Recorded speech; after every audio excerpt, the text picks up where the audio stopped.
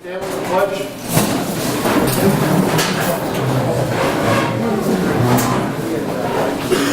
Pledge allegiance to the flag of the United States of America and to the republic for which it stands, one nation, under God, indivisible, with liberty and justice for all. Thank you everybody for coming.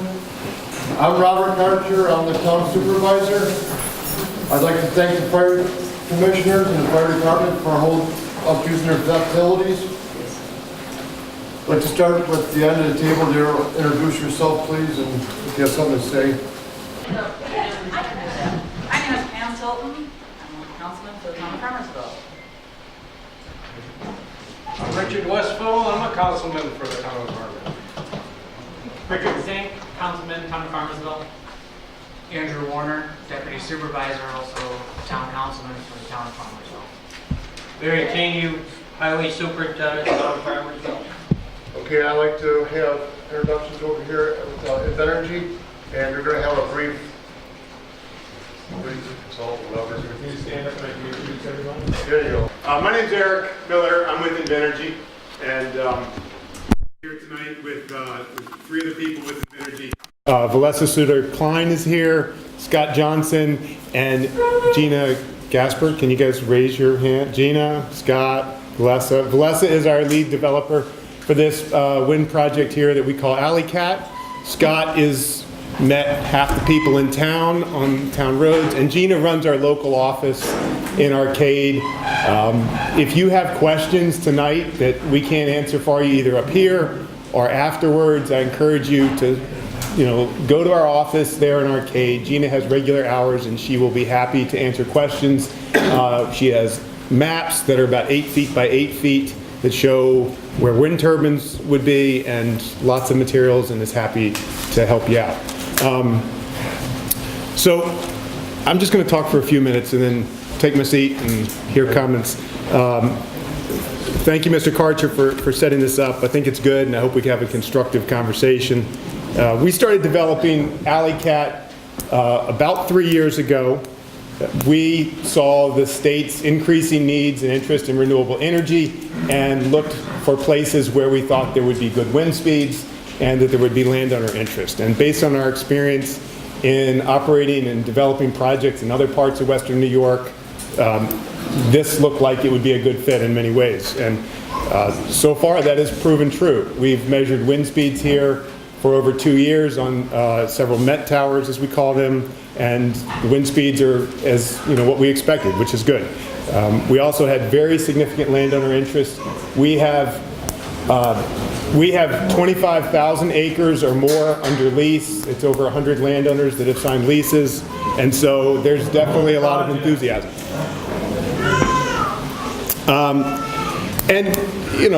Knowing our experience in building these projects, knowing what they cost, knowing what the turbines can produce, help us put together a competitive proposal that we submitted to NYSERDA. NYSERDA runs auctions multiple times. At this point, they run them once a year. It's a competitive auction, and we were awarded a contract to sell renewable energy credits to the state of New York, and that would be a 20-year contract that would start when the project goes operational. And so that's a major step, and that contract was signed last month. The project, as it's currently proposed, is approximately 100 turbines. As you might expect, they're situated on the higher hills in the area, and they are in the towns. They would be in the towns of Arcade, Centerville, Rushford, Farmersville, and Freedom. We have been fairly open, I think, maybe about our plans, and I think it's good that we're having a meeting like this tonight because we have tried to get word out on the project. We had 2 open houses last year that we sent mailers around to. We have also met with county officials and town officials and other stakeholders in the project over the course of the last year. The project is being reviewed, and the environmental review of the project is being done by the New York State Siting Board under the process it calls Article 10, and that's something we started last year and hope to finish up by the end of next year. And then our plan would be to build the project in 2020, and with the end of 2020 being an important deadline for us to be online and operating by. So a couple points I wanted to make. Some of them are in response to flyers that we have seen where it seems like there may be some confusion about economic benefits of the project. So most of you should have gotten one of these on your chair, and if you are in the back and didn't get here to have a chair, are there still more? They are on the table back there. All right, there's more on the table back there, and I apologize in advance that there's a fair amount of numbers on here, but hopefully this clears up some questions. So this project, as it's currently planned, would bring in $7 million per year into the local community. And that comes from three major sources. The first one is the operations and maintenance building, where we're estimating that we would spend approximately $1 million a year. Primarily that would be on salaries of the 12 to 14 people that would work as technicians helping maintain the turbines.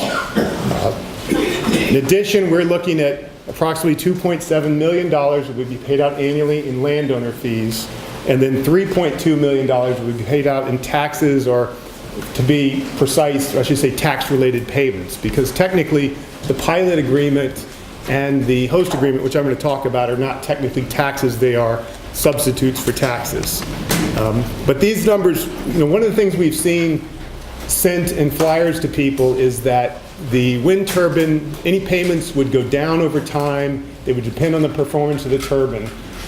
Both of those are not true. We are proposing fixed numbers that would be based on the megawatts that are installed. That's not a performance number, that's basically, if you want to think about it, the size of the turbine, the generating capacity of the turbine. So when the project is set, people would know the payments, and those payments would go up over time. There's actually escalation provisions that mean the numbers would get bigger every year. So the two main mechanisms by which money gets paid, the first one is a pilot agreement, and this is an agreement that we would execute with the County Industrial Development Agency, or IDA. And so the way the IDAs work, the way the pilot agreements work are a little bit complicated. This map that's on the wall back here that has different shades of gray is important for figuring out how things would be paid. The way it works is we sign an agreement to pay so much per megawatt, and then based on where that turbine is, the money that's paid for that turbine is split up to the schools and the county and the town pro rata based on the tax rates for that parcel. Okay? So if you look at this sheet and you look at the column of pilot numbers, you can see which school districts would receive money, which counties, and which towns. And those are all based off of the layout that's on this map up here. So going through that math, you see that the school districts do pretty well. They would get, Yorkshire Pioneer School District would receive $330,000 per year from this project. And you can see there's also money that goes to the counties and the towns from the pilot agreement. In addition to the pilot agreement, we are proposing a host community agreement with each town where we would pay amount of money per megawatt installed in that town. And based on the current layouts that we have, that's on the wall there, we're estimating that the host agreement for Farmersville, which is, I figure that's the best one to talk about tonight, is $250,000. So when you add that with the pilot, the town of Farmersville would be paid $360,000 per year from this project. Okay? So when people have questions, where's the $7 million come from? This is the basis for those estimates.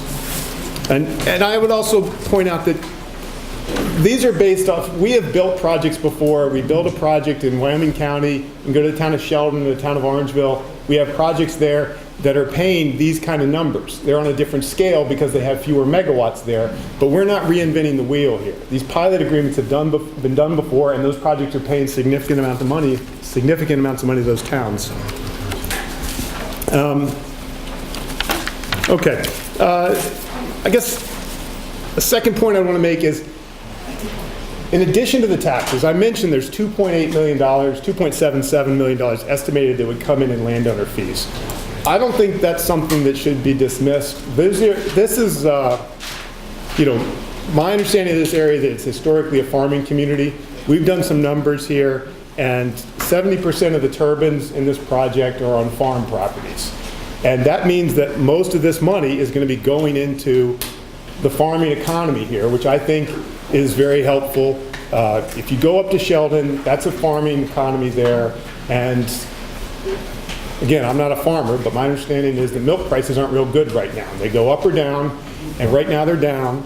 And they're able to have a steady source of revenue there on those farms, which helps them to maintain things and even invest in things even when prices are down. And I think you can have the same effect here. Third, this project would make enough power to power 147,000 New York houses per year. Okay, that's not an insignificant amount. This is, we don't put these machines up for fun. They make a lot of power. And the power goes, I'll answer the question, the power is fed into the New York State grid, which is how the power is distributed to every single home in the state, okay? So it goes on to the broader grid and it filters out to where it's drawn out first. So a fair amount of that power would come here. Look at your chance. All right. And it's worth pointing out that that power that powers these turbines is coming without any fuel. There's no imported fuel that comes in to run this project. It's going to power 147,000 houses in the first year that it's operating, and it's going to power 147,000 houses 5 years from now, 10 years from now. This is something that continues to make power for our generation and future generations with no additional fuel. And I think that's personally one of the reasons I think these projects are good to be part of. So, last thing I'd like to point out, talk about, I see the buttons and people are talking about setbacks, and we have talked to a fair number of people in this community. Valessa was here this weekend at the Arcade Trade Fair, and a lot of people stopped by the booth, and the vast majority of people that stop by are supportive of the project. They want to learn more. There are people who say, I'm not sure I want to look at wind turbines though, and we acknowledge that. Okay, we can't, you will see wind turbines. We cannot hide them. We'll do our best to minimize those, visual impacts, as they call them in the state permitting language, but there's only so much we can do. But I think it's important that we not confuse the issue of setbacks and safety with visual impacts. We agree, the project needs to be safe. And the setbacks that are being discussed by the towns ensure safety, as they should. And if those setbacks are increased significantly or even a small amount, it's not going to make a safe project more safe. There's little benefit to that. What you will find is if you increase setbacks, you're going to have fewer turbines, and if that is the goal, maybe you've accomplished your goal. But you're also going to have fewer of those benefits I talked about. $7 million is not going to be achieved if we have fewer turbines. We're not going to be powering 147,000 houses if we have fewer turbines. There's going to be less revenue to the local farm economy if you have fewer turbines. So I think it's important, as you think about these things, that we separate the concerns about what you see from safety. I think we need to be rational about it. And I think if you're rational about it, the setbacks that are being talked about accomplish the purpose of safety. And that's all I have. And we'll be here, and we will stick around afterwards if people want to talk about things after the meeting's over. All right. Just wanted to let people know this isn't a public hearing. It's an informational meeting for the residents. We have to have a public hearing, and everybody will be advertised to let everybody know.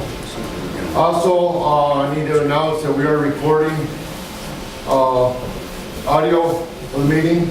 We have other tapings, and it's supposed to be on Facebook, okay, live. Very good, just so everybody knows that. Bridget, you can call your first speaker. David Putney.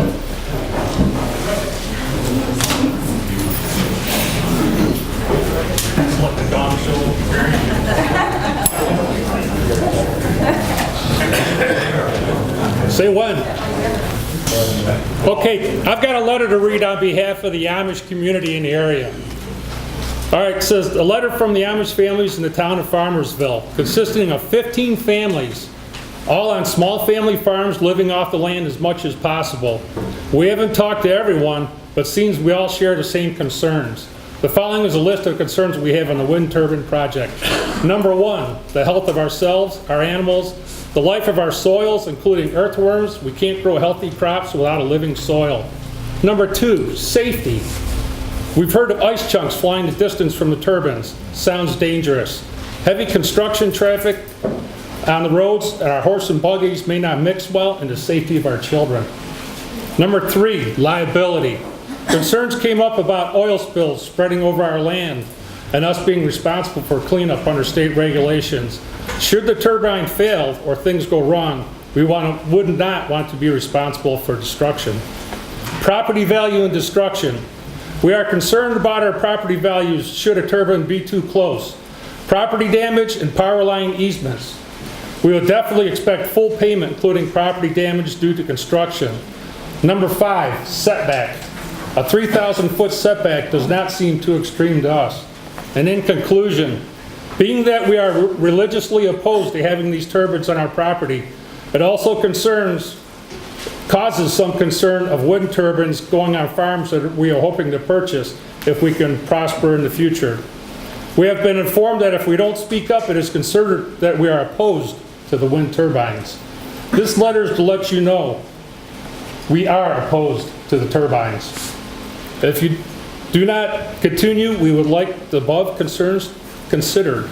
Our town government has provided us so graciously with free liberty conscience, and we kindly beg to have this extended. Sincerely yours, Andrew Hirschberger. Thank you. God bless America.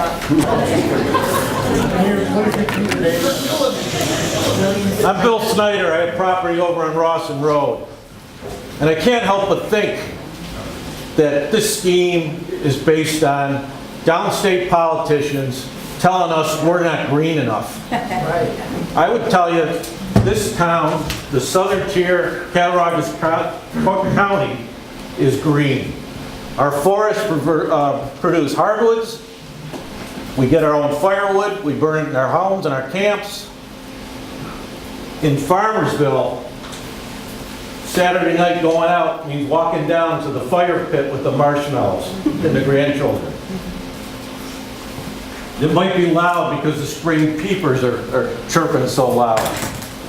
Maybe you'll be interrupted by coyotes howling from one hill to the next. An industrial development does not fit the southern tier in this area.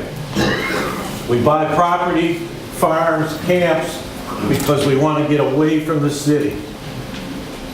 We don't want to live in or camp, hunt, and fish underneath wind turbines and the din of the noise.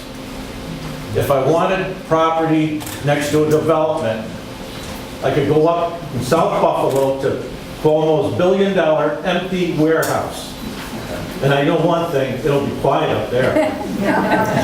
Solyndra, right? Solyndra, Oh, yeah. exactly. Owned by Obama. I'll leave you this thought. Many years ago, mankind was kicked out of the greenest garden in the world. Farmersville, Cattaraugus County, the southern tier, is not meant for industrial development of this kind. Don't have them come to our garden. Thank you.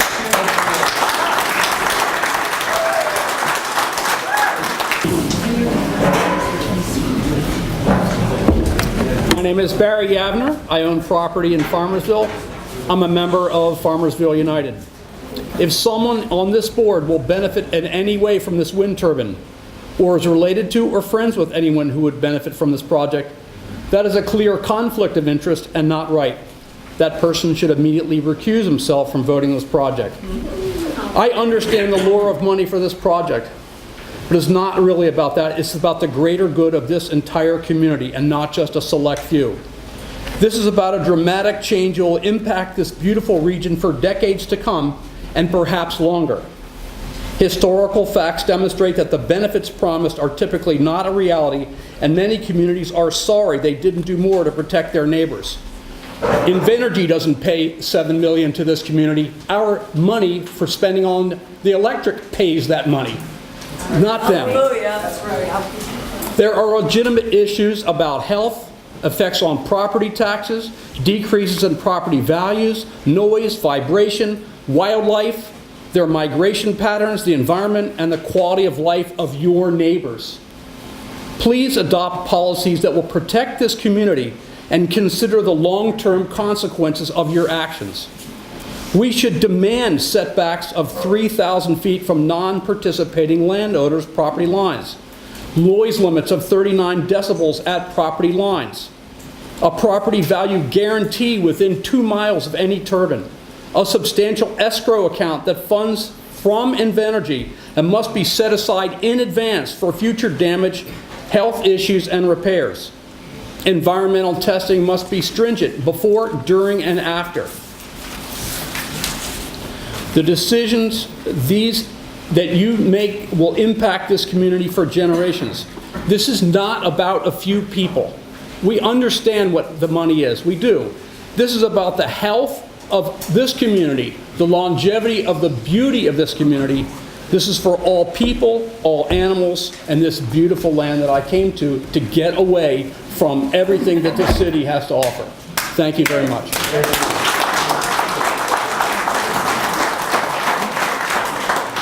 Just one thing before we call, just 1 minute, please.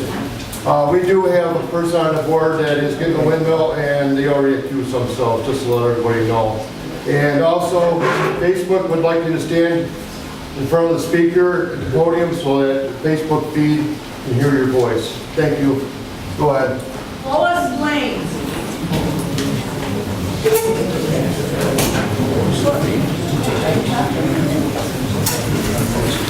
I'm all for the windmills. Comments are not needed while I'm speaking. It's my 3 minutes, please. We have lived with fossil fuels for so long. Our community has become devastated because of it. We really need to get away from them. God has given us the sun and the wind, and we need to use that to heat and to live off of. Here, here. The longer fins on a windmill, I didn't realize this until I spoke to somebody the other day, that the fins go slower, therefore not killing birds like the old-time windmills had done. So that they are better for our community than the other ones. I don't consider a windmill an eyesore. I feel it's a great alternative to our community, that it would be good for the future of our children. And to me, looking at it is like saying we're doing a good thing.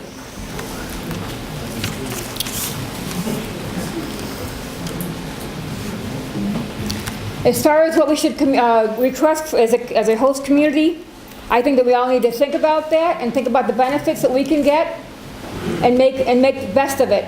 Like, for instance, high-speed internet for everybody. I know we're getting that coming, but there could be more to be done. And I really appreciate what the town is doing, trying to get everybody's opinion and trying to look at all other aspects of all other windmills and things that have come into play as far as problems and benefits to the communities. I have a friend who's got a windmill on their property. They love it. They hear a slight whooshing sound. They don't have headaches. They're not going crazy. They get to take vacations. This 3,000-foot setback is kind of ridiculous, because if they do that, then most of the farms who will have that on their property, they're going to end up being the big farms, and they're already making money and living pretty good. The small farms is where we need to keep in business. I guess that's about all I have to say, but I really appreciate you being able to talk. Thank you, Lois.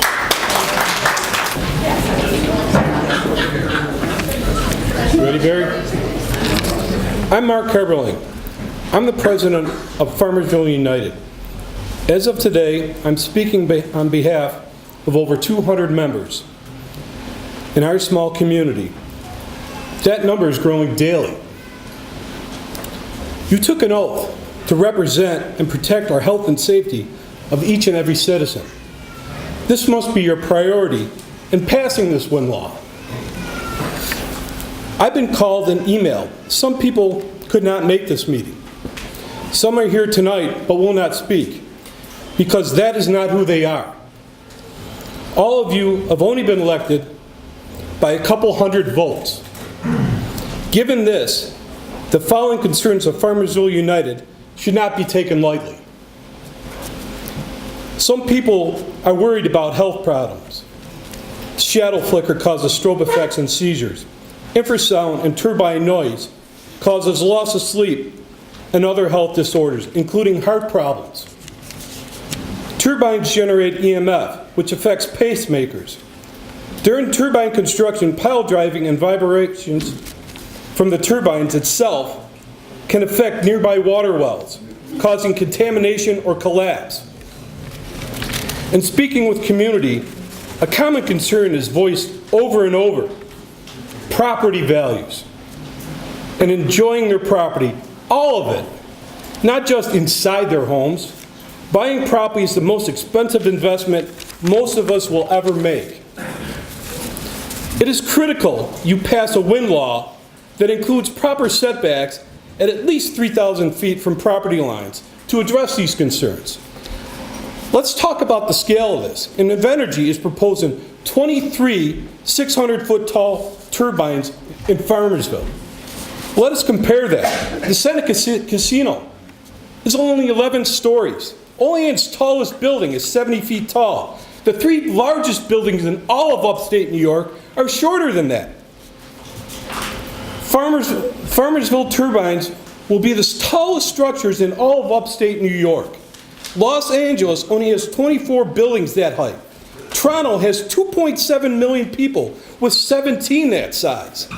How can you a logical, intelligent person without a hidden agenda ever say turbines will not negatively affect property values? Invenergy makes this claim despite well-documented studies to the contrary. Make Invenergy put their money where their mouth is. Our wind law must require Invenergy to execute property value guarantees and escrow money to protect our property values. Farmersville United will be watching every step of the town board takes. We are committed, we are well organized and well funded. We'll hold you accountable.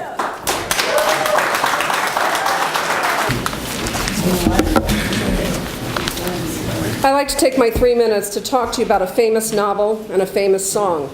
The novel is The Tale of Two Cities. The song is The Devil Went Down to Georgia. Here, the novel will be the tale of two towns, Orangeville and Farmersville. The song will be The Devil Was Invited Down to Farmersville. Orangeville and Farmersville are incredibly similar in many ways: population, elevation, population density, and size.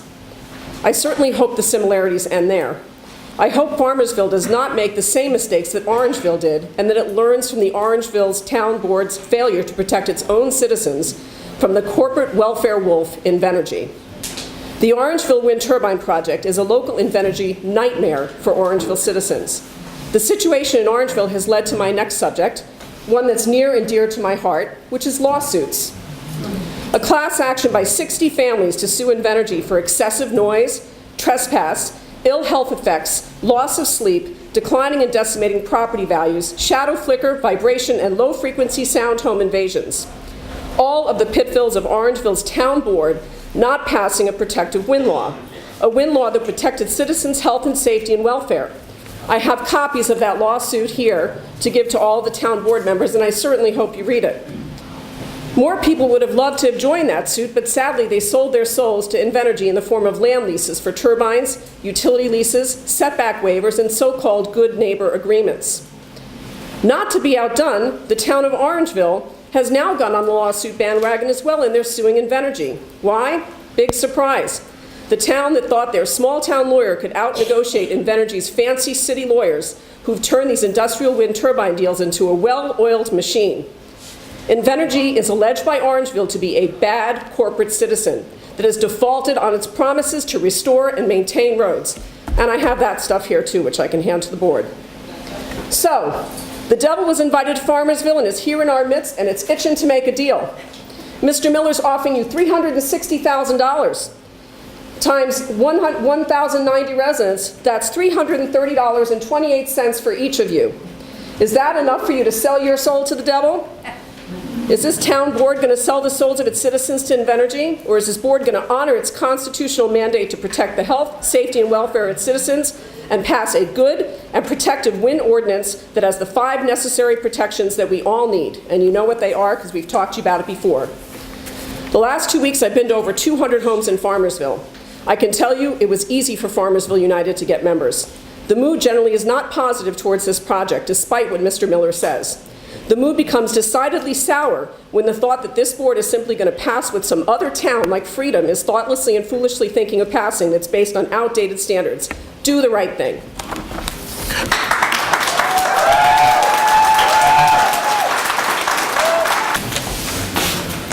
Good evening, and thank you for hearing my concerns. I view the project as poor economics, heavily subsidized, another program that will cost ultimately the taxpayers money. I see negative financial impacts on the community, associated costs that the county of Wyoming has experienced, along with the town of Orangeville. We need a sound wind law to protect the residents and landowners of Farmersville. We need 3,000-foot setbacks from non-participating property lines, not homes, but property lines, which is a World Health Organization standard.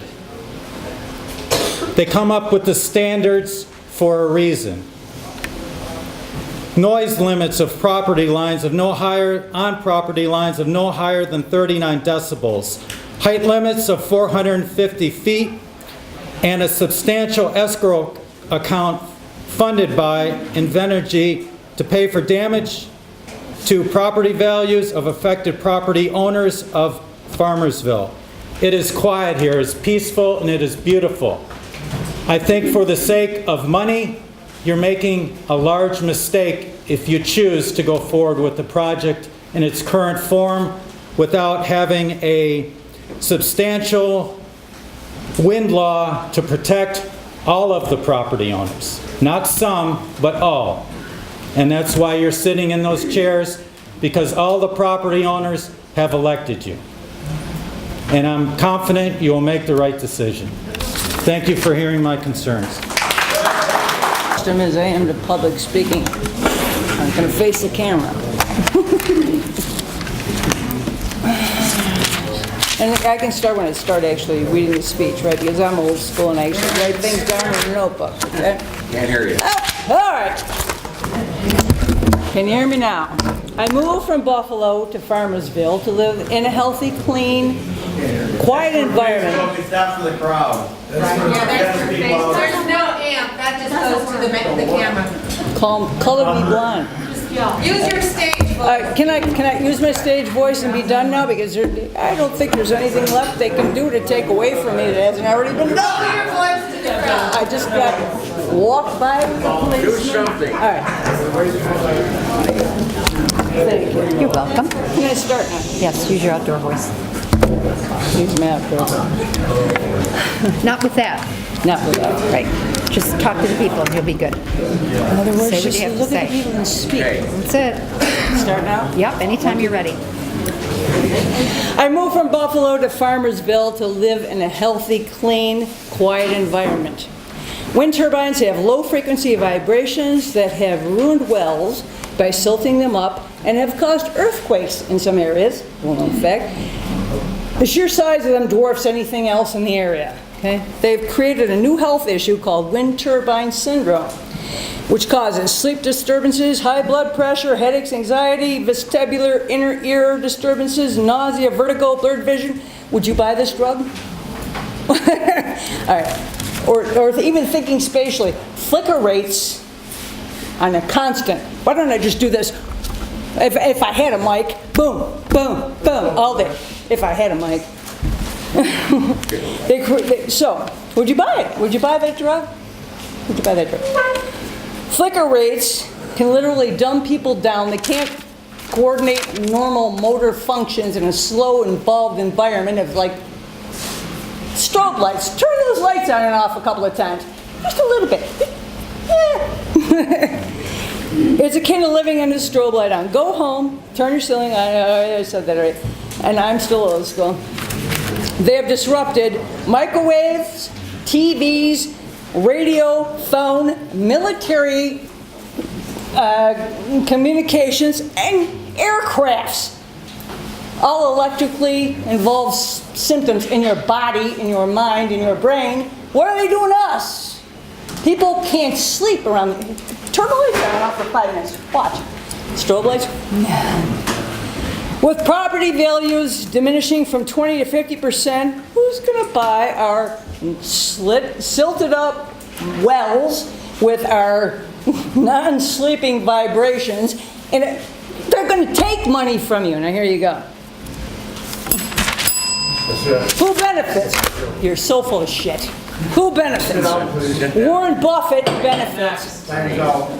Really? Yes. That was 3 minutes. I sincerely doubt it. Warren Buffett benefits. Look it up. I wish I had more time to prepare for this, but unfortunately I did not receive anything in the mail. I was notified by my neighbors. My family and I moved here for a more godly, peaceful life, and I find out that pretty much I go out my door and I look to my left, and right there on the hill is going to be a bunch of windmills. My son has seizures. This will cause seizures for him. I moved to give my family a healthy life. My son having seizures every day from these windmills, the animal life being disrupted from these windmills, and all the other negative effects that will happen. My husband can hear the windmills extremely loud, swooshing in his ear. I can't hear them that well, but there are people that can hear them like that, and it's a nuisance. Please, don't do this in our community. My name's Kevin Clapsaddle. I own property on Rogers Road.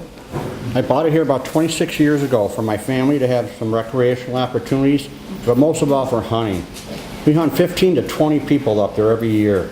They're all brothers, sons, daughters. My father is 80 years old, Pennsylvania boy, still up there hunting them woods. His best spot's going to be right next to a windmill.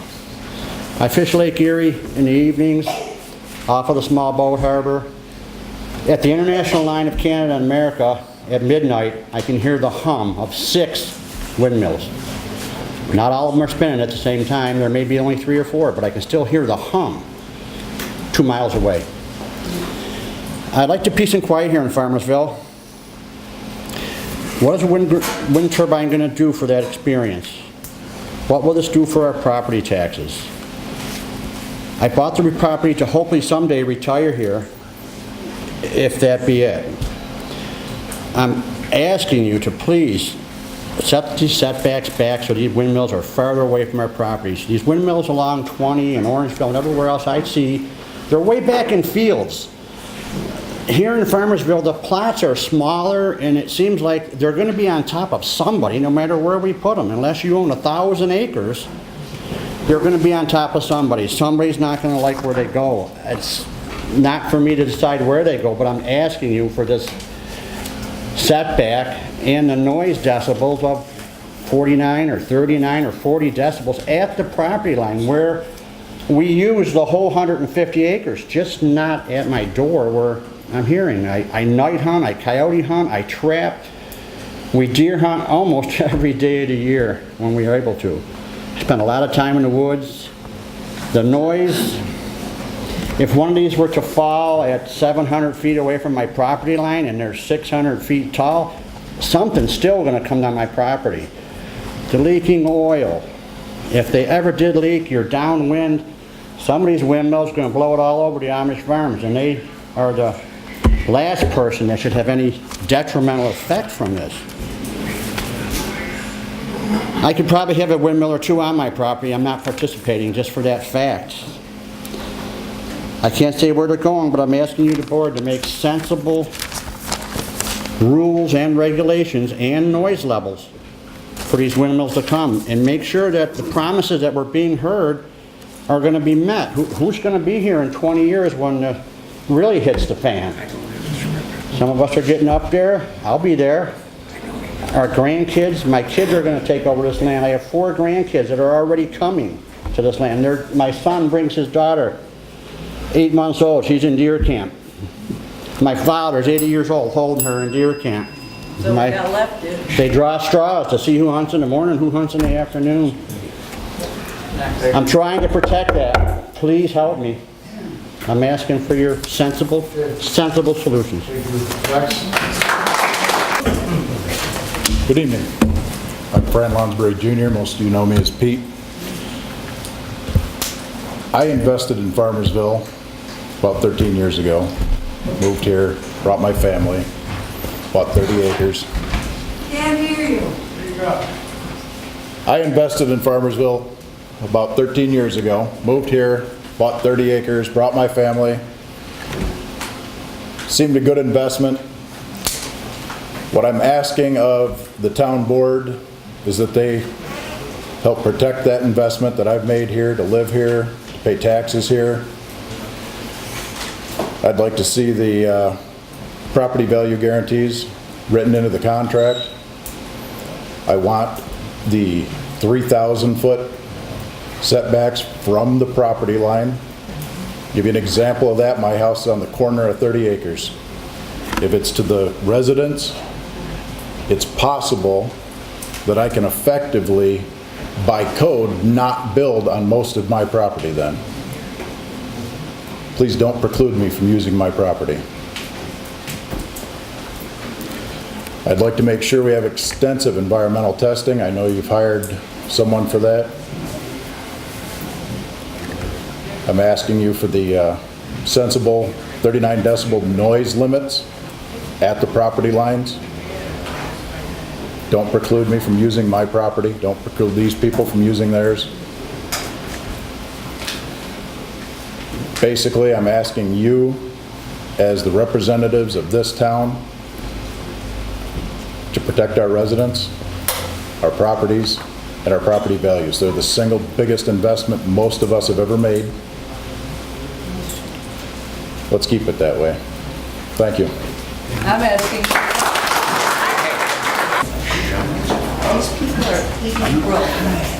I'm reading a letter to the members of the Farmersville Town Board. They are new land purchasers. They were Mark Bauer and his wife Jill. They own property on Tarbell Road in Farmersville Station and are members of Farmersville United Movement. They purchased the property after long search for recreational property in Western New York, although they live in Ontario, Canada. We found that properties of this type were cost productive in this area, and large land and wonderful people. We feel that this area is truly a hidden gem. Unfortunately, a little of that luster was faded to our dismay soon after closing on the property. We received a letter from Invenergy that identified our property as an ideal candidate for a wind-powered turbine.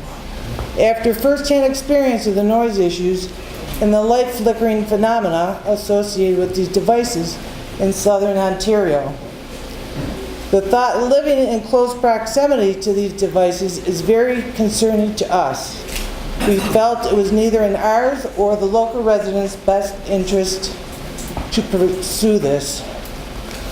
According to information found in ALCAT website, 2 turbines are scheduled to be built in immediate proximity to our property, one directly across the road and another to the northeast. The installation immediately across the street is the most concerning due to the close and westerly proximity to their cabin, the light flicker phenomenon in the afternoon hours. We're asking the town council to strongly consider the implementation of the 3,000-foot property line minimum setback, the enforcement of the noise limit of no more than 40 decibels, the property value guarantee, the establishment of suitable funded escrow setup with funds from Invenergy to pay for any future damages or repairs. We feel that the implications of these 4 recommendations to protect our interest in Farmersville area. We thank you in advance for your thoughtful consideration. Thank you very much.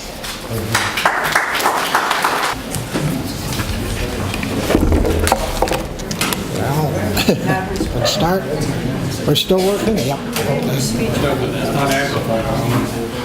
Thank you. Very good.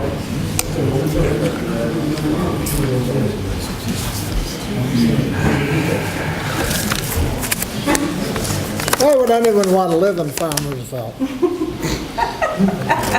With the exception of farming jobs, jobs are more plentiful, pay better in cities.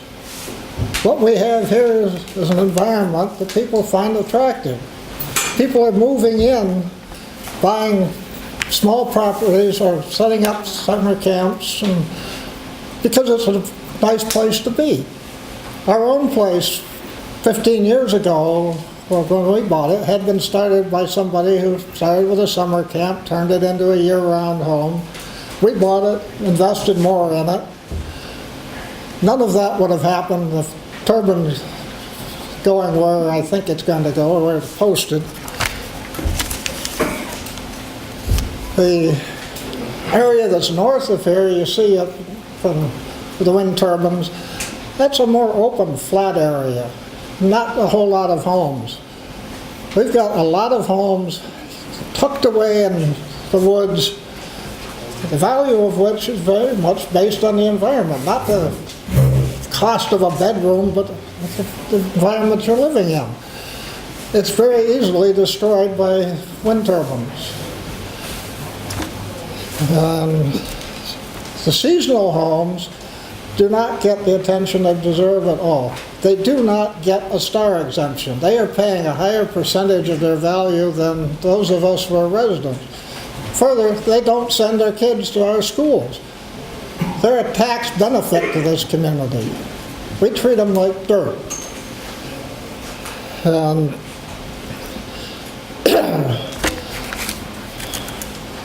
Excuse me here.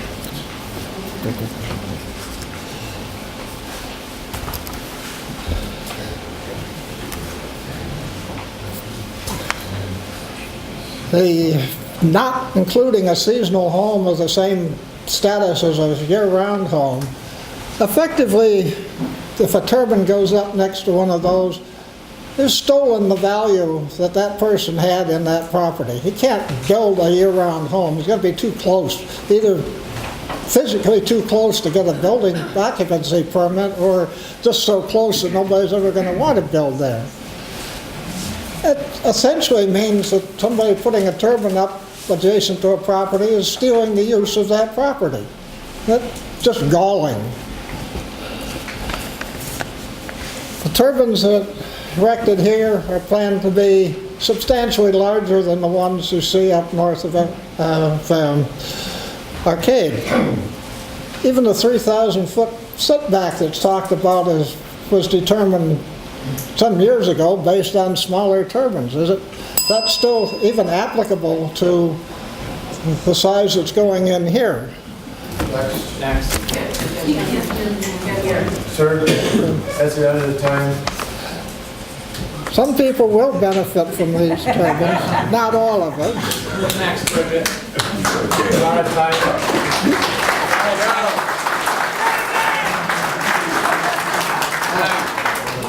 I'd like to add one more thing, though, if I can. A little bit off the subject. You can sign the order card.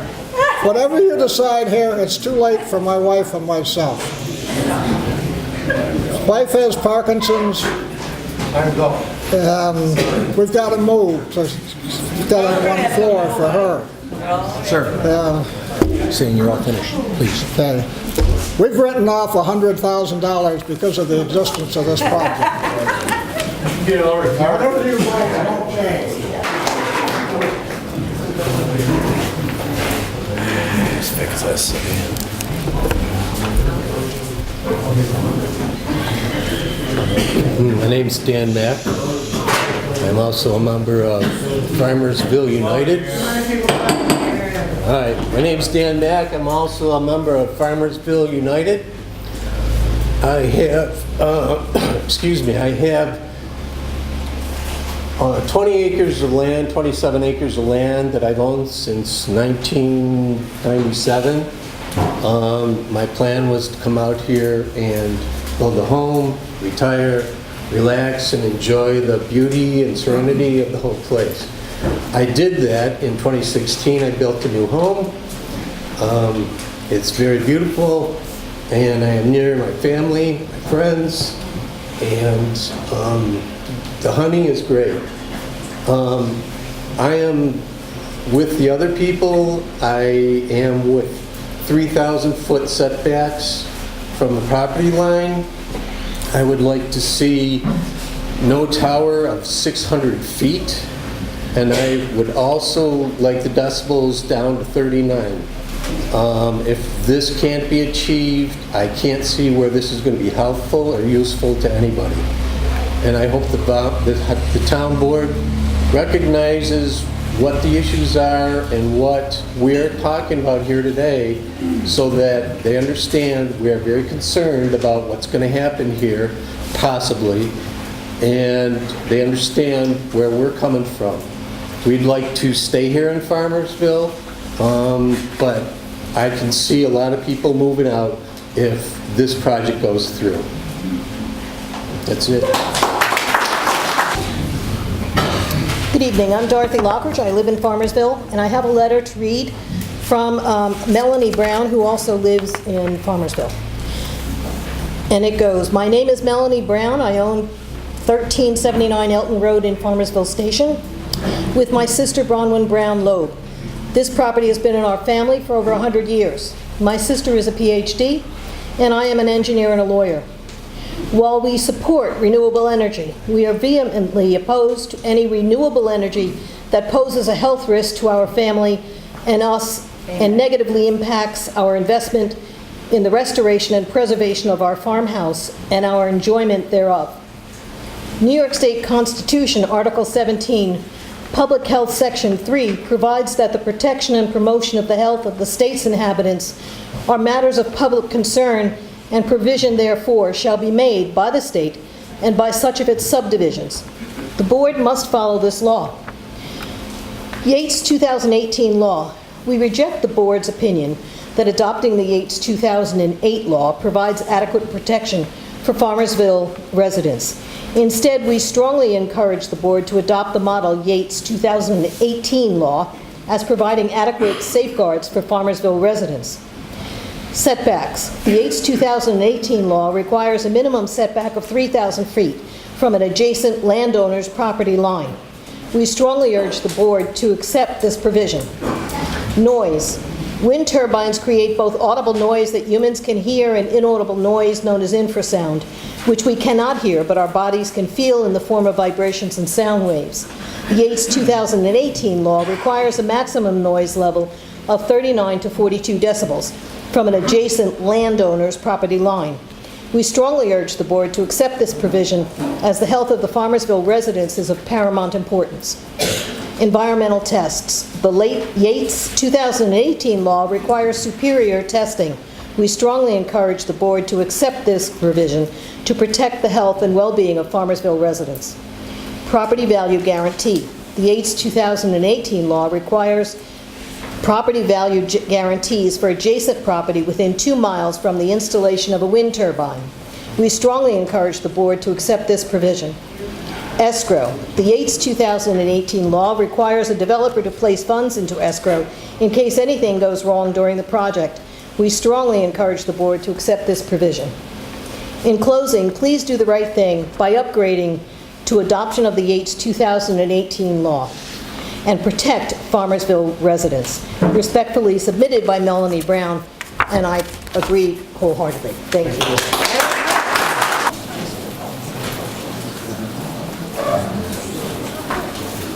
My name is Bonnie Beechler. I live on Laidlaw Road in Farmersville. My husband and I own 50 acres of property there, and we have owned that for about 20 years now.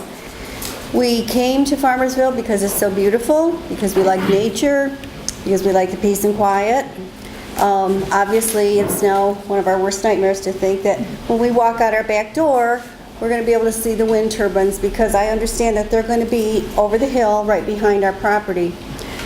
Possibly, if the board adheres to the 3,000-foot setback, that may not be as visible.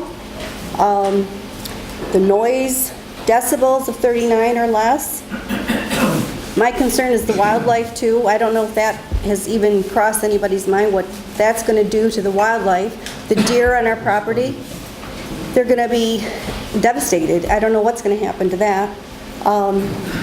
Of course, the property value, if we can't take what's happening to our property and we want to leave, does the town have anything in place to protect the investments that we've made? Is the legislator looking into this? Is that something you're considering? Those are the questions I would have for you. I like to think that I maybe represent some of the people who didn't come out today because they're just not going to come and talk to you about it. But it's your responsibility to look into this for them and to make sure that you're protecting our interests too. Thank you. How you doing? My name is WillieBX. Everybody else has a really written out speech of what they want to say. I just want to say I'm representing my father, WillieBX Sr., and my brother, Chris Yax. We came out here 10 years ago. My father is a two-tour Vietnam vet. He suffers from post-traumatic syndrome.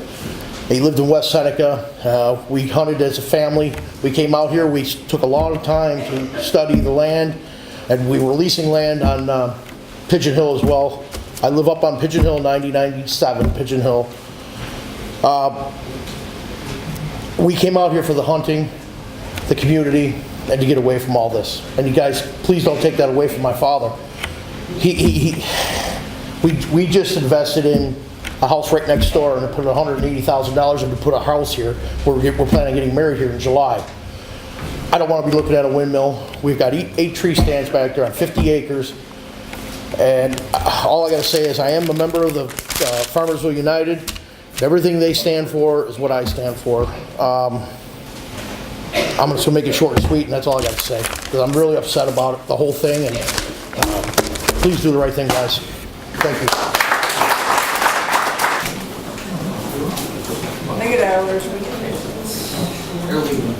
Hi, I'm Susan Steele, and I live down in the Laidlaw area of Farmersville. We moved here 4.5 years ago when my husband retired. We could not wait to get out in the country, to be away from East Aurora where we always had to live because he worked there. And now we were going to have the home that we wanted, and we got it. We've got almost 10 acres of land. We have 2 young children with autism. And we are going to see windmills right out our front window, right from our front yard. This is not why we moved here. When I was driving out here tonight, I noticed how beautiful the land is. It is just beautiful. There is nothing attractive about a windmill. I lived on Wing Street in Eagle. And as soon as I moved out was when those windmills came in. We went back to visit the people there. What a mess. The fields were all muddy roads with little shanties up, big thick wires with close telephone poles with those metal things holding them. It was ugly. It was horrible. It was not what we want here. My kids have woods to play in when they have issues. They have meltdowns. They're on medications. Things bother them. To think of lights or flicker effect or infrasound, when we go to bed and there's no more traffic, all we hear is crickets and peepers. When we wake up in the morning, we hear birds. That's what I want to hear. I don't want to hear any noise from windmills. And I would say, I know people in our church, people in our neighborhood who agree with me. They may not be here tonight. Some of them are, but don't want to speak. But I am not just speaking for myself. And as far as property values being guaranteed, when we found out about this, our first thought was to move. We had one person come right up and was interested. He said, I don't care about windmills. But once his family started finding out about them, they changed their mind. How can you guarantee a property value? If we were asking, say, $150,000 for our house, how can you guarantee we're going to get that? How can you guarantee that people are going to come to our house and buy it? If we don't want to live there, other people aren't going to want to live there either. People aren't going to move out to the country to look at windmills. They're not going to move out to the country to hear that noise and see the light flickering. We like dark at night. And I do not believe there's anything that can be done to guarantee a property value. You can say, I don't know how you would do that. If somebody's not going to pay what is worth our house, they're not going to pay it. I'm Kathy Kellogg. My family and I own 200 acres of land. We were not approached by the Invenergy people. I didn't know about this for quite a while. They probably didn't approach me because they know how I feel about these things, and I'm still wearing my no trash triangle button from the dump fight. Does anybody remember that? We've already been through this once. We're not the most trusting kind of people. We know how to stand up for what we believe in, and we know that we have a right to the peaceful enjoyment of our property. Some of us in the past have asked for a comprehensive land use plan, and what you people are talking about is zoning. And it's not a nice word. It maybe in some people's mind will restrict their land use or their rights somehow, but this is how you protect your property. The Article 10 regulations that this thing is going to be decided on requires Invenergy to come out and say what the prevailing land uses are in the town, where the ag districts are, and they have the burden of proof, and this is not a done deal. They used to say that about the garbage too. It's not a done deal. And I want to ask the town board, where is our comprehensive land use plan? We're required to have one. Do we sign on to the counties? Is that what we do? That's what they did in Allegheny County. That's what Freedom did and Centerville did. They said, oh, well, we want a wind farm 10 years ago, and they put it in their comprehensive plan. And I think maybe that's why it's here today, is because of that. We don't have the kind of land use prevailing here that allows for a power plant. And these things are power plants. They're nothing more than power plants. They're not a whirligig up there that makes us all feel good about the environment and that we're doing something nice. A taking is a term of art in court for what happens to your land due to somebody else's encroachment on your right to enjoy your own land. And your right. Now, how many people in this room have proposed ideas that maybe hasn't been taken to some sort of planning board yet, but do you have a proposal for a business or a pastime that you want to do on your land that this is going to stop you from doing? It's time to stand up and say that you want to do that instead of this. Hi, Mom. Let me begin by saying that I love Farmersville. I really do. We have a bear that comes to our back deck every year. My grandson gets to play him, or not play with him, but watch him. This meeting is not about windmills. It's about change. I'll guarantee you, 25 years ago, we'd have had the same argument over microwaves. Look at microwaves now. We can't even cook without them because we don't want to change. This is where we're at. to the letter that was written to the Amish. Now, I love the Amish. Val Byler is my doctor. I call him my doctor. But they talked about safety. If they were worried about safety, they would put reflectors on the back of their buggies so we didn't run into their children, because it's unsafe. If we, don't. If we were talking about safety, they would have interconnecting smoke alarms in their home. If it is my business. I happen to have been a builder. If we were talking about building green, we would insulate our homes. I'm not bashing the Amish. I'm just talking about, I'm rebuttaling, okay? We talked about ugly. Go look at your telephone poles. Have you ever seen how pretty those are? No, you're smirking, but they are. They're ugly because we grew up with them, so we're okay with it. We don't want change. We don't want change. I'm not going to tell you where... Is my time up, you said? Please let him finish. And then finally, if we're talking about health, zooks. You know how much human waste are dumped on the ground? Oh, it's unbelievable. So we should make it worse, right? And we're allowing that. We're worried about the windmill health when we got human disposal and chemicals. Anyway, sorry, but that's my opinion.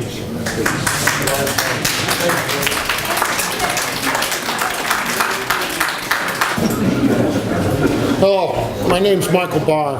I live up on the Healy Road. There's a few things I don't like about windmills. One is the noise they make, and if you sit out on your porch where there are none in the evening and you hear the birds, and then you go over where my parents live in Warsaw, the same bird sounds totally different. The second thing I hate about windmills is the vibration. Now, I don't know what you guys think pain is, but I've gone through multiple back surgeries. Now, to get from my house to my parents' house, there's two ways to go. One is a long way around, and one is a short way. The short way means I get to travel past the windmills over by Arcade. Let me tell you about hurt. Now, you want to put these things up in my community? You guys do? Protect me. I don't go outside. I don't hunt anymore. I don't fish anymore. I don't log. I don't build anything. I'm a retired turd, broken. Now, your mills, I like the idea, non-petroleum fossil fuel. But when you encroach on my ability to travel freely, or my ability to sit in my house, or my ability to listen to the birds as God created them, you're encroaching on more than just my property. You're encroaching on me. That leaves you guys all at the table here to prevent that.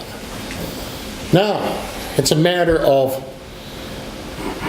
the ability to live without infringement.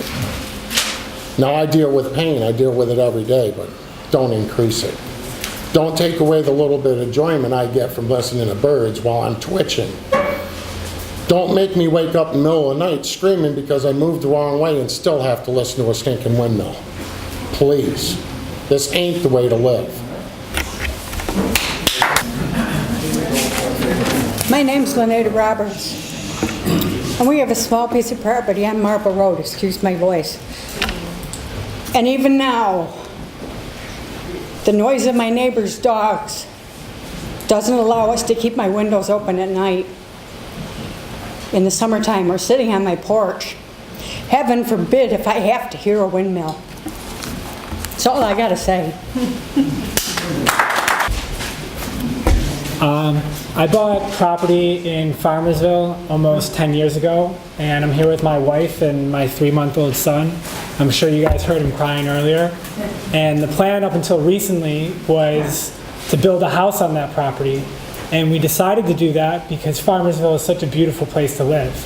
And I think based on the comments that I've heard from some people that have spoken before me, many of you had made the choice to move here or to continue living here because of the nature of the countryside and the land and the peace that it brings to living and the kind of world that we're living in today. And we didn't buy property in Farmersville to be across the street from 3 600-foot tall industrial power generating facilities. One of the things that I'd like to bring up, because I haven't heard it mentioned yet, is that the town of Attica sent out a survey to its residents, even before deciding what setbacks would be or what environmental studies would be done, simply gauging the opinion of the people of the community whether they wanted the wind turbines or not. And the majority of the people of that town didn't want the wind turbines, so they didn't build them.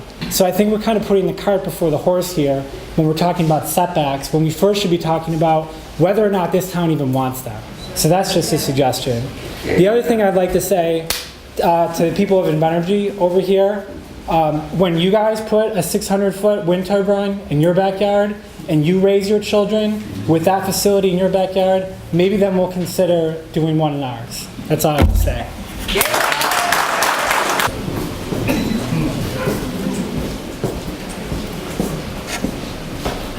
Hi, my name is Jim Karaszewski. I'm a business owner in this town and a logger. I've worked 2 different occasions next to the windmills this year. One was where that young lady here spoke about Eagle. As soon as you get out of Arcade, first farm on the right. Went back there to load in the morning my logs. The chunks of ice coming off of that windmill wasn't fun. So I had to leave till the sun came out, warmed up, and I was able to get back in there to get my logs out of there. The second job right now I'm working is on 77 in Weathersfield, just off of Hermitage Road. I started that job here about 3 months ago, and I asked the farmer and talked to him about these windmills. Are you happy with them, or what's the story? He said he'd never do it again. He said wait till the snow melts. I still got about 5 loads of logs left over there. You should see the birds around those windmills. They are around that windmill. So after the snow melted, go up to my job. I could take you guys there for a ride in my truck and take you right to the job site. You know, they're still laying there. There's hawks picking them up and everything. Not to mention the one lady. My second concern is I'm the vice president of the fire company here. Not one time tonight have I heard of anybody mentioning what they're going to do if this does go through to help us out. We use mutual aid on house fires. Sometimes we call in 4, 5, 6 different fire companies on a house call. We don't have no apparatus around here to fight a fire up there. And what's up there that contains to spin that turbine? Is it toxic when it starts to go? And if that thing comes down into the woods, what are we going to have, California? I mean, really, we don't have that. And not once did these people over here say to us tonight what they were going to do to get us equipment to fight the fires. That's all I got to say. I didn't know I was speaking tonight until I got here, but I did live over in Bliss, and I had a windmill in my backyard. And until I did the research for this, I had no idea that that was why my kids probably acted the way they did. Out of 4 kids, I have 2 that have autism. My oldest was diagnosed while we lived in Bliss, and when we moved away, his behavior got better. In fact, we moved to Farmersville, been here for a few years on Elton Road, and my son, who used to fail, got a Regents diploma and a degree from BOCES. Where we were the windmills, there was the flicker all the time. I had migraine headaches. It sucked. I didn't like it. I'm all for green energy. I don't mind it.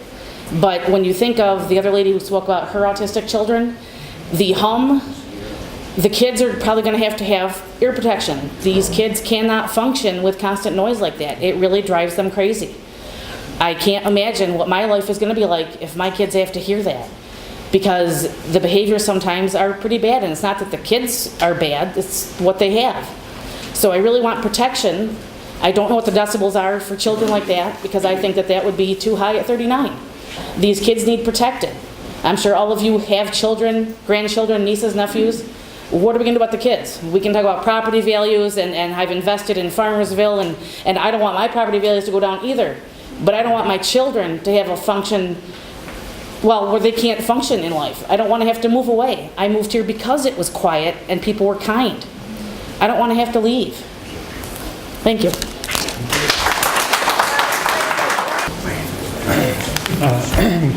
My name is Roy Harvey. I'm from Chautauqua County, Mayville. I've been following this phenomenon for about a year. I attended an Article 10 hearing. It was passed, and Article 10 approved the 58 wind turbines that we have in Chautauqua County, or at least are going to have. And I'd like to tell you a little bit about that Article 10. Article 10 is made up of 7 people, the people who judge this. 5 of them are appointed by the governor, and they're beholden to him. And they're not going to vote against him. That's why they got the job. 2 of the other people on the 7-person board are appointed by the county, and they're selected essentially for, as far as I can see, their total amenability to this project. So they all went by with it. And then you have this thing with the Article 10, and it says in this paper that was passed out by Invenergy that Article 10 will review the environmental aspects, the Department of Environmental Conservation and the Department of Public Service. Let me tell you, they're not going to review it. They're going to pass it because their jobs are predicated on doing what the governor wants. And that's all there is to it. So don't count on Article 10 protecting your birds and your bats and anything else, because they're not. Their jobs are predicated on that. One more thing. This whole thing is predicated on the notion, the whole governor's program, that's the Clean Energy Standard, is predicated on the notion that CO2 is a pollutant. And they're going to lower CO2 by having these wind turbines. That's just not true. CO2 is not a pollutant, and you can stop all the CO2 you want, and you're not going to have anything to do with reduction of CO2. You're not going to have anything to do with reduction of warming. You're not going to have anything to do with reduction of change of climate. The whole thing is an absurdity, and it's largely driven by incompetent scientists that Cuomo does not have.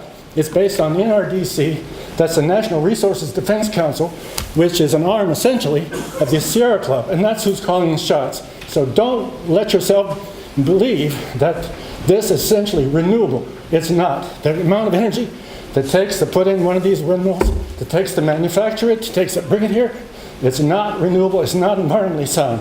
And so I say, don't do it. Quite the opposite, actually. The lines of pockets are...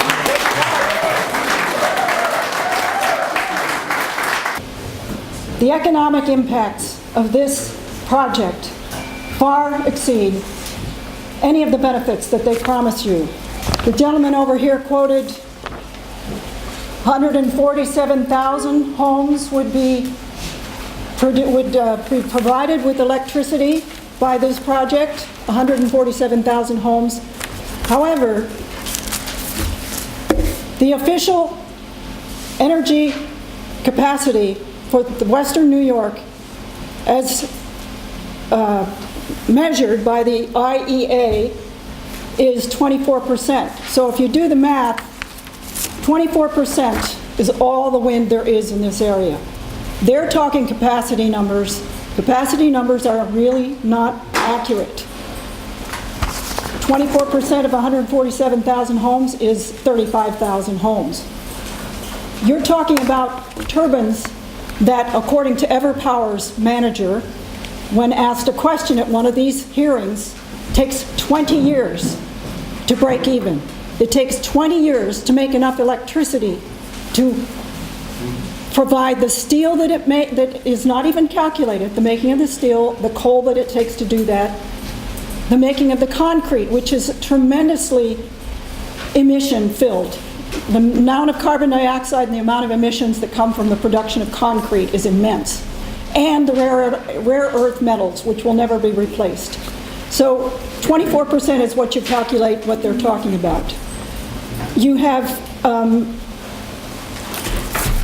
a situation in Chautauqua County where the Article 10 did provide a hearing, and the hearing went 10 days.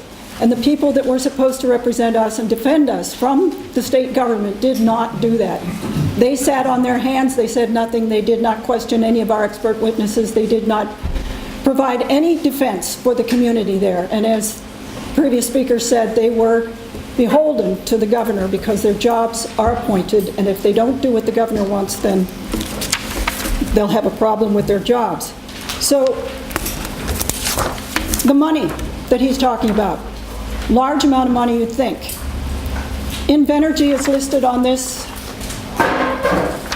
lovely form here as being one of the recipients of our federal and state taxes to the tune of $569,252,868. That's your tax money. That's the money that's going to be paying you. It's your tax money. Some people have already talked about stuff I wanted to talk about. Have you guys ever heard of home rule? How many people talking in here? Can you hear me? Hello? Well, anyway, have you ever heard of home rule? In 2010, New York State got rid of that, our illustrious governor. That was gotten rid of so that things like this wouldn't matter. You guys think you've got power. You don't. You can do certain laws, and the state can try to get around them. But they've got, what would they call it, eminent domain on their side.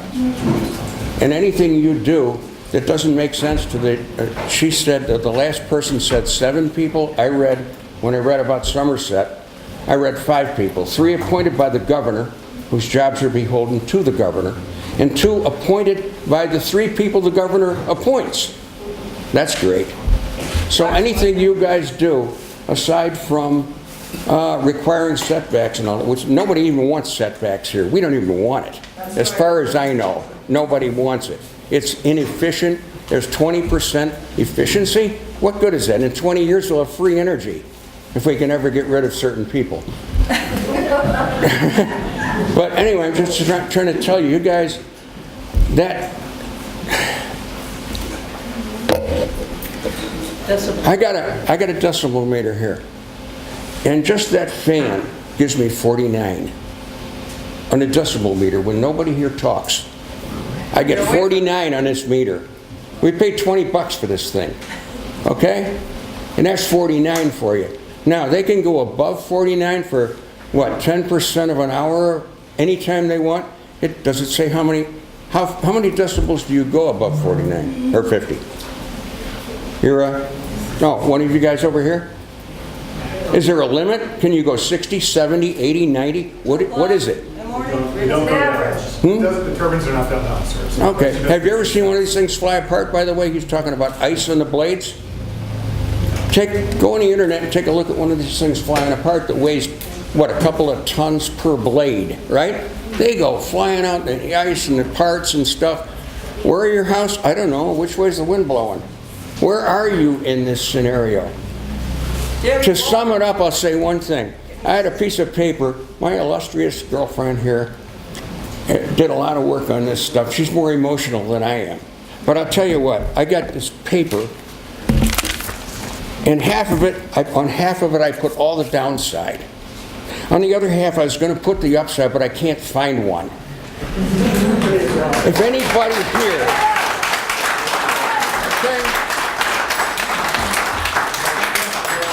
so one of you guys, if you could help me fill out my right side, that'd be great. I'm done. Thank you very much. Oh, geez, I missed one thing.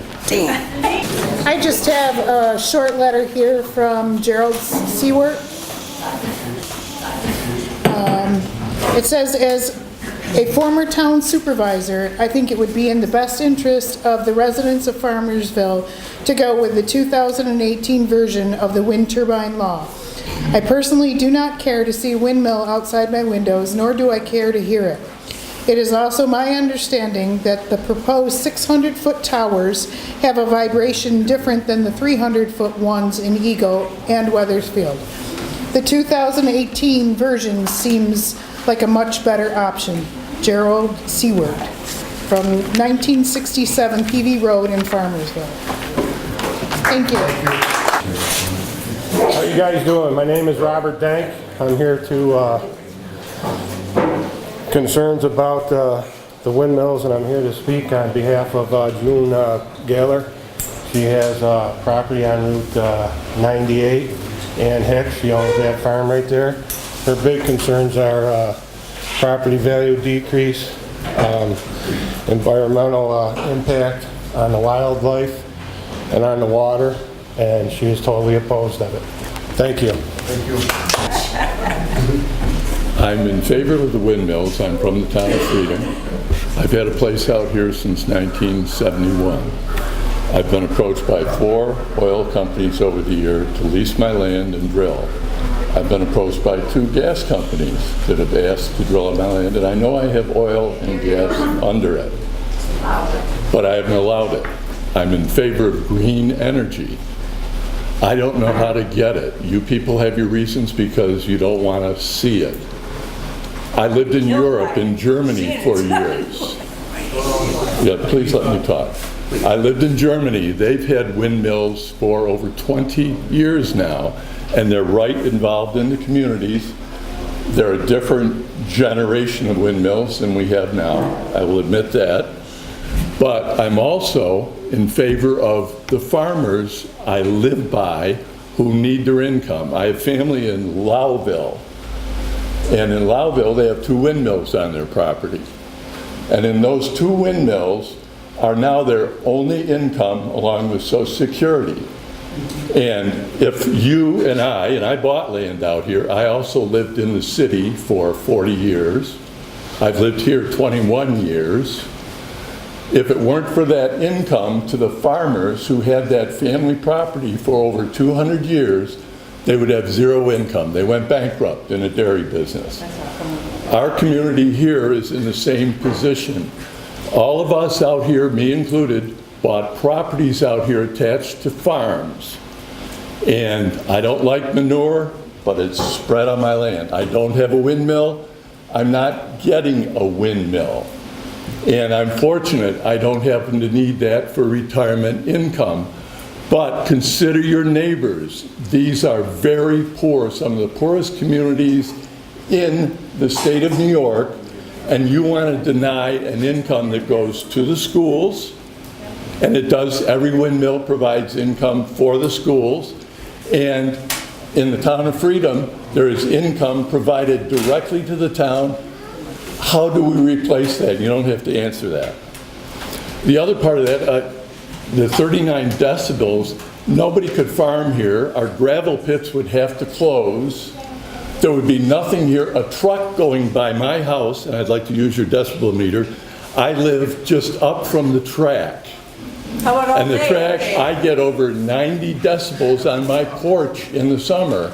If they provide jobs for my neighbors, I'll accept that.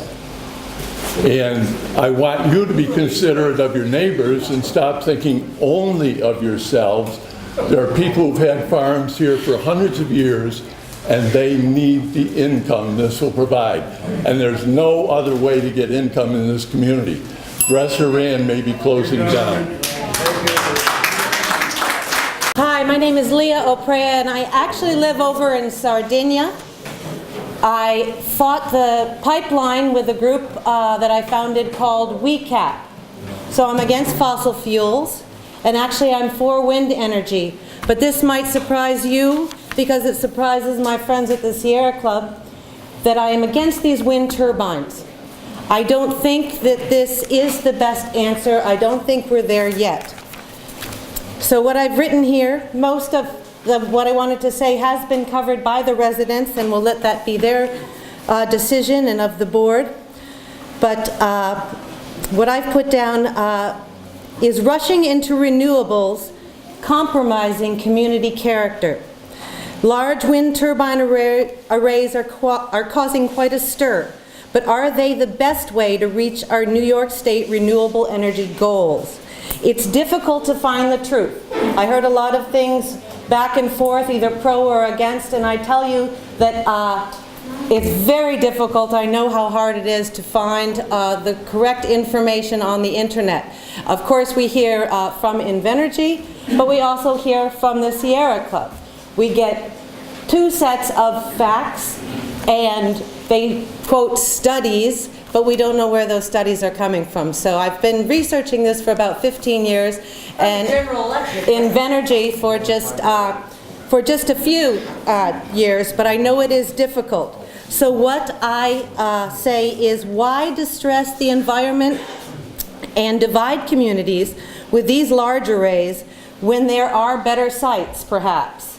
Industrial abandoned brownfields, offshore, like the gentleman Jim that was talking about in Germany. Also, I've seen them in Denmark and offshore, and they're quite. There are areas for them.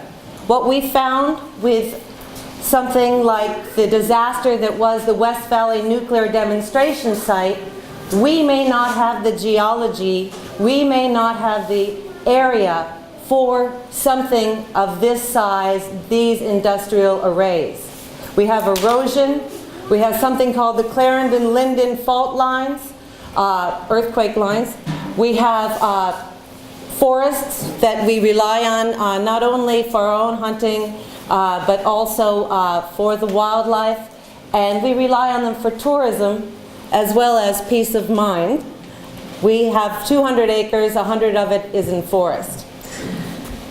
So we've seen the disaster that is West Valley, and why distress the environment? Is there a compromise that we can do? Can we find other areas that are not in the communities, that do not compromise? Just like Kathy said, there's a legal term called taking, there's one called community character. So let's look for a better way. Thank you.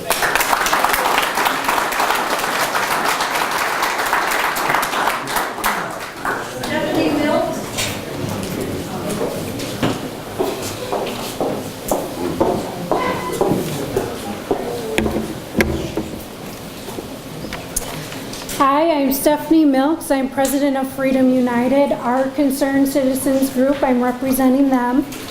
My biggest concern is the short setback from property lines and homes. It ties in a host of issues, including infringing on the constitutional right for the safe use and enjoyment of our private properties that we paid for, as well as prevention of building, as residents may choose, on the properties bordering industrial turbine leaseholders, and can lead to the prevention of the additional constitutional right of making money from their property. This type of property right limiting setback doesn't belong in our community, let alone the United States of America. 3,000-foot setbacks are far more than a reasonable request and less than half the recommended distance of 1.25 miles recommended by the World Health Organization. Further setbacks alone help solve a host of problems, including easing the property value decline, effects of flicker and noise, be it a safer distance in the case of fires, which there are countless cases, including the devastation of 1,600 acres in Wyoming in September. It will help against the ice throw, as there was a case of ice going through a skylight at a college in Massachusetts in January, and a case of ice hitting a semi while driving in Minnesota in February. There are 6 cases of turbine blades falling off of Invenergy's turbines in 2013 alone. One in Orangeville off of a 1-month-old turbine near Hunters. There are currently 3 turbines in Sheldon, which is also an Invenergy project, missing blades being repaired. Those are only 9 years old. So please explain to me why our community is signing 49-year leases and contracts and writing negligent laws on something that isn't even going to last that long. I encourage the town of Farmersville, in conjunction with Freedom, Arcade, Rushford, and Centerville, to make responsible decisions to write appropriate laws that uphold Article 9 of the New York State Constitution to protect the health, welfare, and safety of your citizens who have already paid millions of dollars in taxes that have sustained our towns just fine without Invenergy's tainted money. In the words of Benjamin Franklin, It is the duty of the American citizens to question the authority of the government. It is our duty to question the motives of Invenergy, our towns, our counties, and Andrew Cuomo. Yes! Hello, I'm from Chautauqua County. I moved to Chautauqua County in 1980 to move back to the land, and Chautauqua County has changed a lot since 1980. It's got the bridge now, and it looks a lot more like Cleveland. And when I came over to Cattaraugus County, it reminded me of what it used to be like where I lived when I moved there. And I'm wondering what's making our country so different. We talk about change, we want more change. What has changed that makes it so different? And I remember back when I was growing up, there was a premise that we were guided by as children. It was the golden rule: do unto others as you would have others do unto you. That's one of the premises of self-government. And if we're going to survive outside of a nanny state like this one, we're going to have to use some of these golden principles. I'm reminded of the one by the Three Musketeers: all for one and one for all. But we can't just leave out the people that are going to lose their properties when we think about what we're going to do as an all. We can't just give up 1 or 2 or 5 or 12 and consider ourselves good citizens in a self-governing organization. So I think we should just fall back on these simple principles to guide us through this dark period that we've been in and move forward as citizens. Thank you. Thank you. Hi, my name is Jamie Lawrence. I'm kind of here twofold today. One, to read a letter from one of your local citizens that wasn't able to attend. But two, I've been in the deregulation of energy in New York State since 1994. I've seen renewable energy grow and grow and grow, and what you may not know is there's an upcharge on renewable energy. That says if you're paying National Grid 5 cents for regular electricity, but you like green energy, you pay a premium on top of that, anywhere from 1.2 cents to 3.5 cents. So now you're in the 8-cent range for renewable energy. So if people don't want to pay 8 cents for renewable energy, they don't purchase it, and those wind turbines aren't moving. They're sitting still. They're not utilized. Hydropower, it's not utilized. Various aspects. Solar, we have the plant downtown, not being utilized.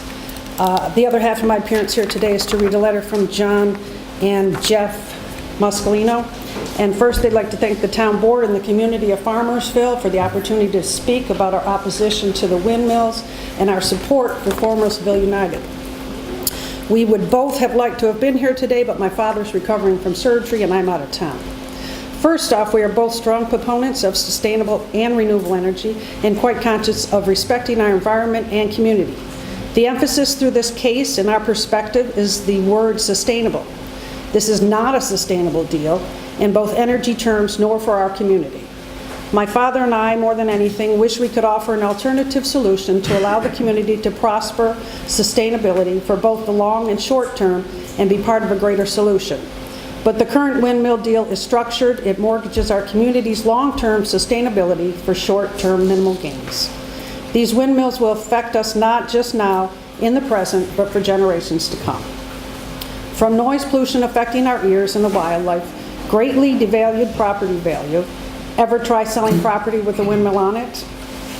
To broken down large monstrosities that no one will fix and that are being abandoned.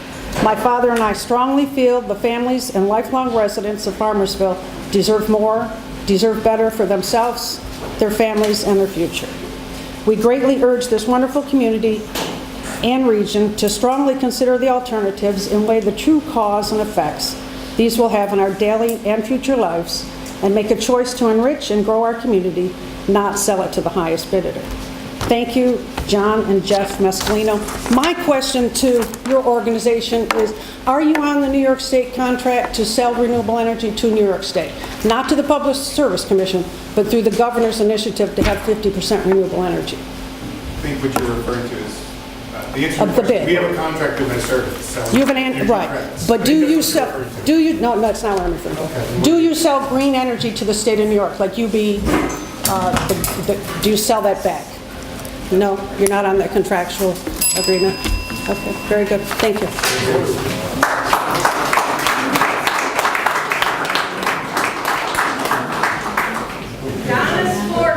The town of Freedom. I live in the country because I love the country. I'm here because I love the birds, I love the wildlife, I love the countryside. If I wanted to live with monstrosities towering over me, I would go to New York City. I don't care to. And yes, they do kill birds, and they will kill birds.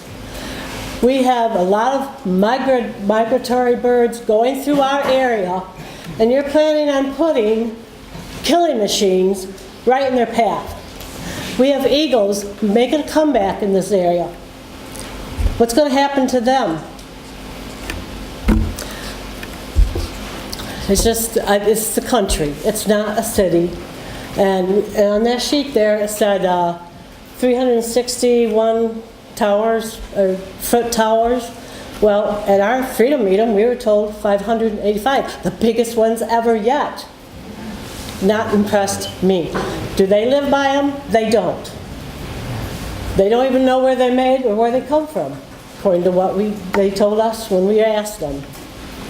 And yes, be considerate of your neighbors. I'm sure there's many more neighbors that do not want the turbines than do. So be considerate, be thoughtful, and don't let Cuomo push you into things. This is a country, we're not a city. We have wildlife, we have the birds, and I'm sorry, birds are important. And not only birds do they kill bats. Bats are very important. If you look at the turbines, it takes 5 to 7 seconds for one of those arms, whatever you call them, to go around. You got 2 other arms following it. What chance do birds have to go through there? Be considerate. Think about the people in your town, whether you want to hear them or not. You need to think about what the people really want. Thank you.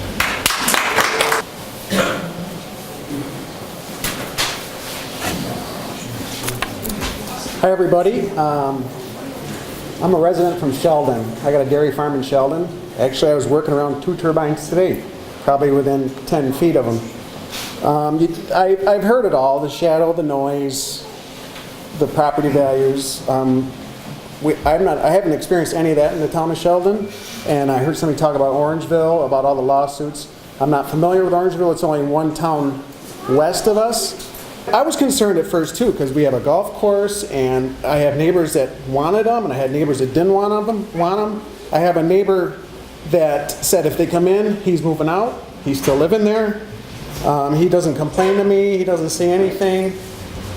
I heard Jim Skeeter talking about Route 77. He saw a lot of dead birds. I haven't seen dead birds around our turbines. There's 4 on the farm behind me.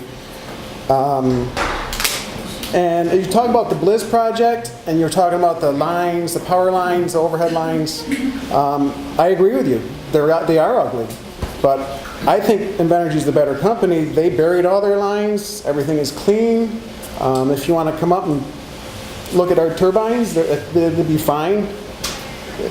As far as wildlife and hunting, somebody was talking about hunting and their wildlife.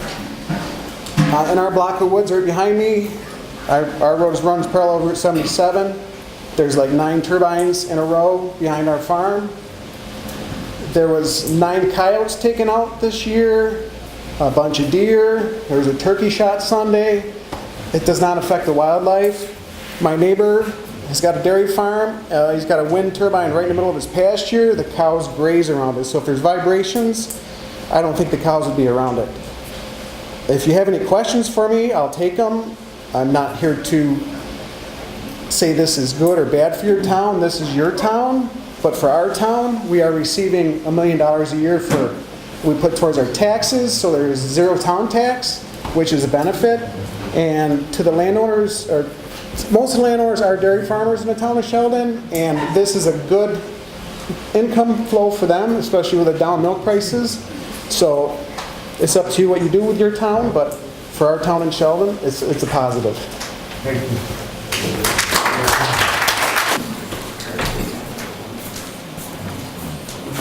Hi, I'm Jason Kale. I'm from Sheldon as well. I rode down with Jim. When I heard we're having a meeting here, having gone through the same thing in Sheldon, I wanted to just come and give my perspective, because you hear a lot about windmills, and I can give you a first-hand experience of what, because I have them all around my farm. Full disclosure, I have 4. My dad has one. There's 5 on the Kale farm. He lives up the road. I've started buying some more land, so now I do have 4.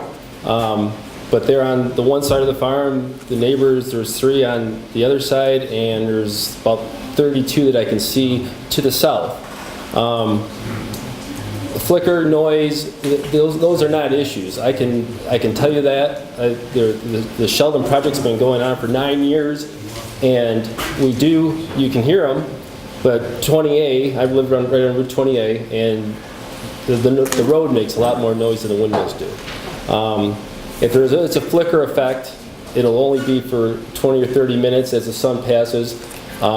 We do have the one windmill that's about 2.5 times from our house. We do have it in our window, and it disappears pretty quickly. But again, I'm only telling you from my experience. If you do not like the windmills aesthetically, I'm not going to tell you you're wrong. I can tell you that I'm a 4th generation on our farm, very proud of it. Beautiful landscape, and the windmills do become part of the natural landscape. That's my perspective. I'm not going to tell anybody here that they're wrong if they want to say otherwise. As far as the wildlife, Jim, we heard the same thing. Unequivocally, it does not affect the wildlife. The logger that saw birds, that may be true. On our windmills, I work around them. I was underneath one today. I've never seen a bird kill. Invenergy did do a bird study in the town of Sheldon, and there was 3 grids where they walked it, and as far as I know, there was nothing found.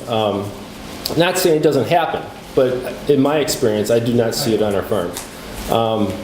The setback in Sheldon for the windmills is adequate. My father has one pretty close to his house, I just wanted to make everyone understand, that because I've been there, and it does not affect the cows, and in the groundwater, like Jim said, most of the landowners in Sheldon are farmers, and as far as the water and the groundwater, there's no issues with that. But that's my experience, and I don't want to tell anybody here that they're wrong. Deer and a lot of hunting issues, concerns, it does not affect the deer. I have a tree stand that I put in 100 feet from the base of the windmill, because that's where the deer were coming out. It does not affect the deer. And there's lots of turkeys, and it does not. How did you find out about the meeting? Eric called me. Oh!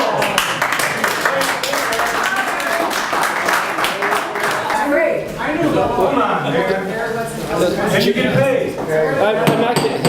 I came down, lots of people ask me about the windmills. He's done talking, the guy's 3 minutes. He's done. I just want to tell my experience. You did.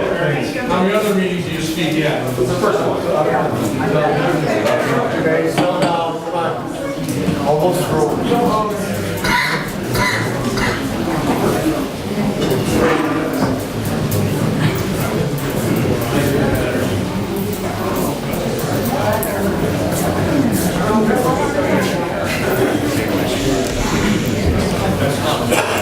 Well, hello. I'll try to talk to this thing. I don't like it. I got a little advice for it don't work, so just yell right out? Okay. I got a little advice for the board first. You're very important people. Get a sign to tell us who you are and what position you hold. Would this girl do that? Yeah. If they ask her. A sign so we know who we're talking to. It's your time. We did already, but we can introduce again if you want. What's your name? No, you have a sign we can all read. Other towns don't do it either, you're not alone, but it's an important thing you're doing. Tell us your name. I'm a 5th generation farmer in Centerville. I say I live in one of the best places in the world because I can look this way in Farmersville, Freedom, can't quite see you, the woods are too high. And then north is Eagle. And when I'm on the land that's a couple thousand feet tall, I can see 18 windmills, or part of them. Now some of you are scared to death of these. The first few times when that blade come up over the hill, I did have to get used to it. So I think most of you could do that. I don't think it's impossible, if you want to. But it's another thing, it's very strange. There's so much whining going on here. And how many people last year died of illegal drugs in Cattaraugus County? And nobody seems, even our officials, are not very interested. Dr. Watkins has at least knowledge in that, so it's helping. So anyways, I think that's a lot more important than this. This thing here is good. Wellsville can't keep a job. We get one business, 5 leave. And I don't think it's too much better than Olean, but maybe some. And so anyways, being a farmer, 65, I bought 100 acres of land. Figured that's all I ever had. 85, I had 1,000. But one thing, you guys aren't my neighbors because I don't sell the road front. I keep it for myself. And obviously it's a good reason I did now. I wrote my notes kind of quick here and I can't even read them. So,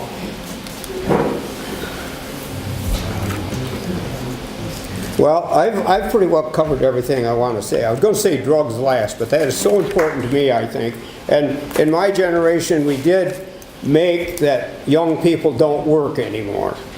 And now we're paying for it. And I've been told the best job in Allegheny County is selling drugs, and I think that's terrible. And we all should be a lot more interested in that than worrying about the windmill. I think it's a good thing. I don't know what else you're going to get. You already got a fire hall. I'm sure there's roads that can be spent forever. And the last 2 summers we've had storms that tore right apart what you put in quickly in an hour's time. 10 years work went right down the drain. Thank you. So, I apologize, I did request a second time slot. And some of us went to the last town board meeting and we begged Rob and everybody here to please let us have this time to speak about the wind law that they were getting ready to pass or getting ready to write. And this is a hearing for us to say what we wanted in that law. It's an information session for us to give information to our town board and for our town board to give some information to us. I personally would rather have had some time alone with the town board and not Invenergy. Not that you people are not nice people or anything, but you get a lot of time with them when I'm not around. And I've got 2 years to catch up on this whole thing that they have had with you that I didn't have. So my request about our law, and I don't see a lot of copies of it floating around, but I ask everybody to try and educate yourself on the law that we have, that we all thought we were safe because it would never allow these size turbines to come in. That law is fine for now. You should have a moratorium between laws while you're writing your new law, and your new law should be an out-and-out ban because of how people are totally not prepared for this. We'd rather have some controls on what is done with our prevailing land uses that people have established. People have ideas to make other kinds of money other than get royalties. And that's what I really think is being asked for here, is a ban. Maybe home rule doesn't allow it, maybe Article 10 doesn't allow it, but I think some people have actually been able to determine their own destiny by asking what everybody's opinion is, and let's just not have that in our community. Let's stay friends in our community. Let's not wake up every morning and think about our neighbor that's keeping us inside all day. We just all came outside. It's been a long, hard winter. We'd really like to spend some time and use all of our property.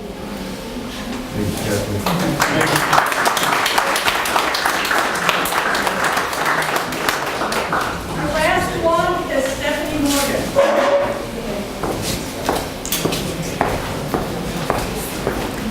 Hi, I'm Stephanie Morgan. I am a resident of Farmersville.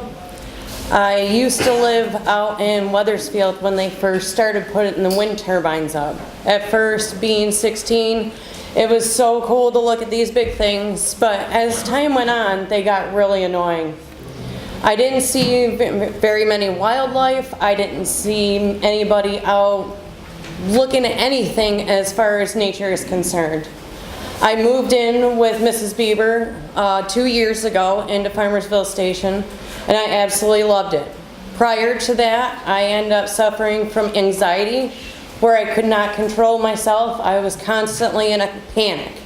As you can see, I'm kind of shaky at the moment, but I have it under control because of Dorothy. She showed me the ways of Farmersville Station, showed me how beautiful it can be, and I moved in with Mr. Lonsberry. He and I have been together 2 years in December, and I absolutely love being on top of the hill. I could not ask for a better place to live, and I've moved around several times in my life.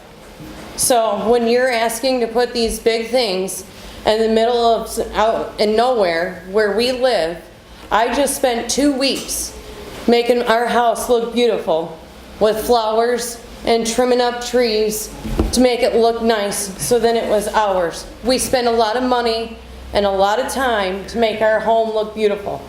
And when you want to put these in our backyards, I disagree. I'm sorry. I disagree all the way around, and I know I'm not the only one here. I just don't understand, why do we have to be pushed for this?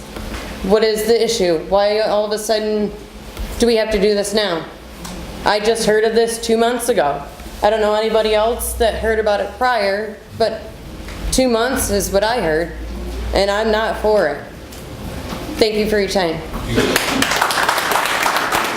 Everybody, I thank you very much for showing up. I hope we got some more information than we had before.